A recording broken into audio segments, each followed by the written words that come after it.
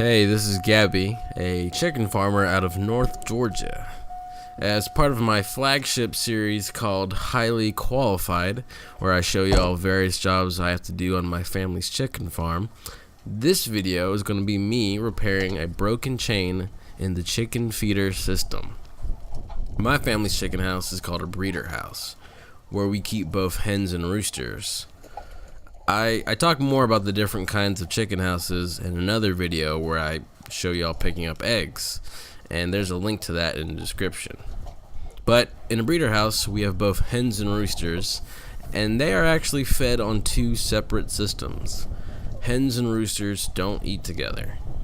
The system that feeds the chickens is called the chicken feeder, and it consists of a whole bunch of chains and hoppers that feed the thousands of chickens thousands of pounds of food every morning.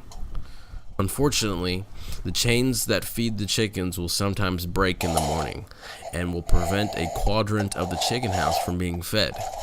This means thousands of chickens could go without feed that morning.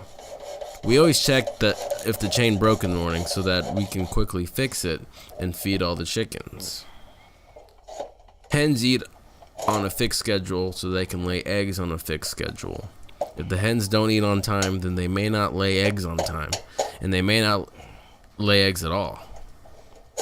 Being late with feeding hens can have a disastrous effect on the egg production for that day and maybe into the future. So that I can work on the chain, I am removing this cover that prevents the chickens from jumping into the trough and potentially killing themselves. I have to cut that PVC pipe because that pipe is what prevents the roosters from eating the chicken feed. Here you can see the two chains. This is where it broke, and now I gotta smush them together.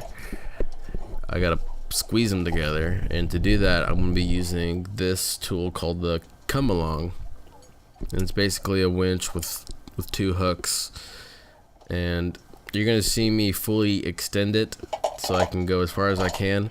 In reality, you should not do that at all. You should not fully extend the come along, because after you fix the chain and release it, that come along is going to be fully extended, and you're probably not going to be able to get the hooks out because the chain is tight. It's going to be tight and way too strong to pull out. So you're going to see me fully extend it, which I should not do, and later on I actually corrected it. But this chain is going to be squished together with that come along so that I can basically smash the two links together.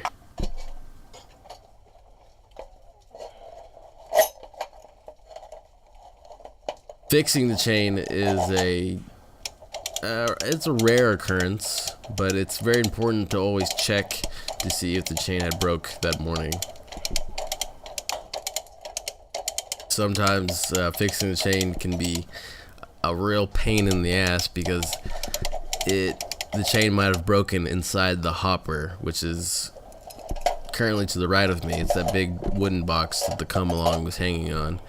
And that is, it's a nightmare to try to fix it in there, because first you have to break it somewhere else and then link it inside of there, inside the hopper, and then go back to your first break. It's really, when the chain breaks, it's going to take you all morning to fix it.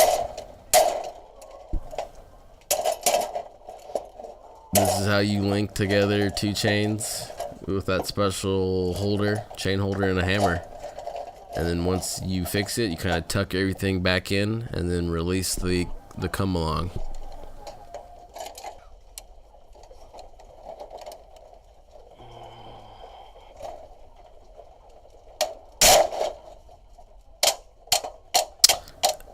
The day that this chain broke was actually the first day the chickens were here. They had come actually earlier this morning, and so we wanted to feed them a little bit.